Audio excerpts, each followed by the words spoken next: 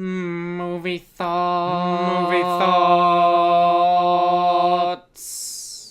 Jason Bourne is the action-packed sequel to the Bourne trilogy, and no, I am not counting Legacy. Legacy does not count in the Bourne trilogy. This is the fourth film starring Matt Damon, and the third directed by Paul Greengrass. Now, the combination of those two and the other cast members effectively made this really exciting for me. I love the original trilogy. I love it. I think it's one of the best trilogies ever made.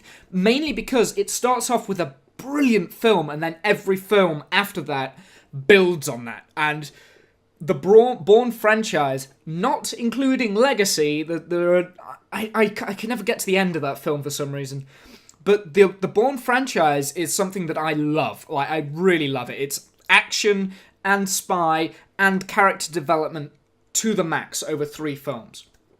So I was kind of looking forward to Jason Bourne. I really was, and I was so pumped for it. Actually, I'm going to be honest, I was overly top. Like, I shouldn't be this pumped for a film, otherwise I will always be disappointed. So I went in, and the first half an hour, I'll try and keep this as spoiler-free as possible, as always. But, so I won't, give any details away. But the first half an hour of the film is really well done. Like, all the action in the scene. Like, there's a motorcycle chase that goes on in Athens during a riot. And it's just like, wow, it's like Paul Greengrass is the master of well, it's not shaky cam. This is the thing with Paul Greengrass. He doesn't actually do shaky cam. It's more like handheld action cam. It is shaky, but shaky cam is designed to hide, let's say, actors not knowing how to fight properly, that sort of thing. Whereas Paul Greengrass, he uses it in such a way that it builds tension and it's not distracting. I generally don't like shaky cam. I'm not a fan of it. I think it's annoyingly overused, and it ruins a lot of films. Like, The Hunger Games is a really good example of how not to do shaky cam. I can't stand those movies, genuinely because of that, and this is coming from someone who enjoys those books. But Paul Greengrass, he does do it really well, and he's probably the only director that I can think of off the top of my head that does this, and he's done it again. Like, all the action scenes in Jason Bourne are phenomenal. Where I think that this film falls apart compared to the other 3 is a small storyline about the social media side. There is a bit that involves social media, and it kind of gets a little bit boring after a time, and I hate using that word, I really do, and there are other things that they could have focused on with Bourne and all the other characters. There's a lot of great characters in this film, and they could have focused on that, but every time the social media parts come up, I kind of feel like I'm drifting a little bit. That being said, it is a really, really great film, and I would recommend it to anyone and everyone. Anyone who likes the original film, or any action film, literally go and see this. Like, the cinematography from Paul Greengrass, again, is perfect, and he doesn't do that much stuff now. I saw in his Internet Movie Database not long ago that he kind of doesn't do that much. Matt Damon, he's very busy. Like, he does a lot of stuff, but he brings it as Bourne. And I didn't think that this was possible, but there is more character development for Matt Damon's character. I thought Ultimatum was the ultimatum, but it's not. Like, there's more layers that you find out.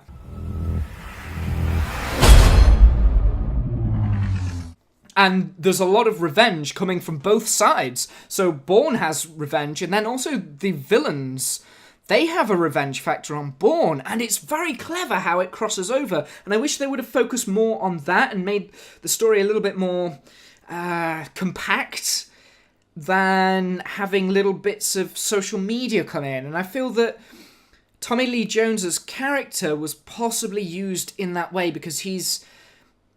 Again, trying not to spoil it, Tommy Lee Jones's character is the director of the CIA at the time, and he has a few things with the social media, and it's all about, the spying and espionage, and how... Okay, I'm going to stop there. I'm not going to talk about that, because I very nearly gave a massive spoiler away, but I'm not going to. What I will say is that they should have just kept the story compact and concise and exciting. I think they were trying too hard to make it relevant, because there's a lot of social media, like, in the time between the films, there's a lot of social media now, like, that goes without saying. Like, everyone is on Twitter or Instagram or Facebook, this sort of thing. And I think it's trying too hard to be relevant and hip and young, when really it should be focusing on the action, because that's where Paul Greengrass does a perfect job. There is one part in Supremacy where there is hand-to-hand action with Jason Bourne, and that it doesn't do very well because of like the shaky cam and stuff. I feel that right at the end there's a similar style of scene, maybe. I don't think it's as bad as the Supremacy Bourne fight, but it's not as good as the Ultimatum one. The Ultimatum one, for me, the Desh versus Bourne fight scene is perfect. Like, and that's the problem, is the fact that, for me, Ultimatum is the best film. And when I'm watching Jason Bourne, it's a great film, but it's not as good as the original three. I did really enjoy it, though. I really want to say this. I loved it. I loved every second. I was at the edge of my seat. I was smiling. I was just, like, in it for it. So I did really enjoy this film. It's just analytically and critically not quite the same or as good as the Bourne trilogy. Now, if I was to score the Bourne trilogy, they would all get either a 9 or a 10. Ultimatum would definitely get a 10. I think Identity would probably get a 10, and maybe Supremacy a 9. Although, even though I think that, like, individually, like, as separate films, Supremacy is better than Identity, but as a whole trilogy, I think Identity is kind of... It's a really great introduction, and also with Ultimatum, when you start learning about his past, it actually builds on the previous two films really well. So yeah. Jesus Christ, that's Jason Bourne. So, out of all that, I've got to give it a score.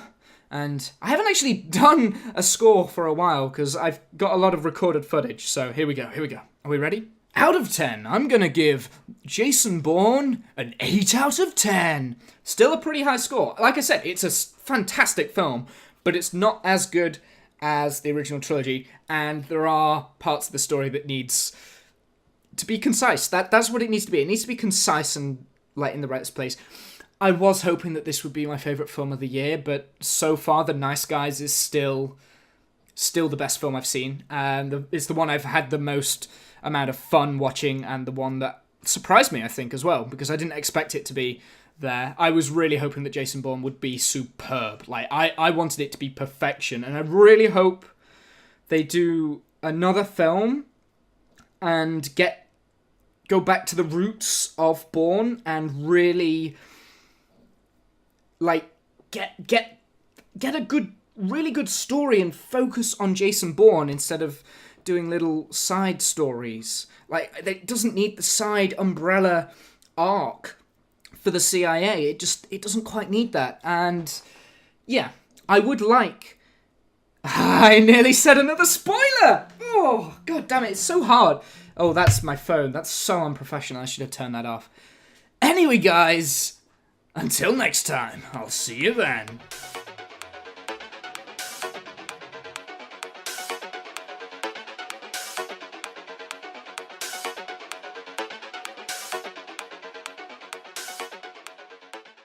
Did I stop in mid-sentence when I got distracted by my phone? Fuck it, I don't care.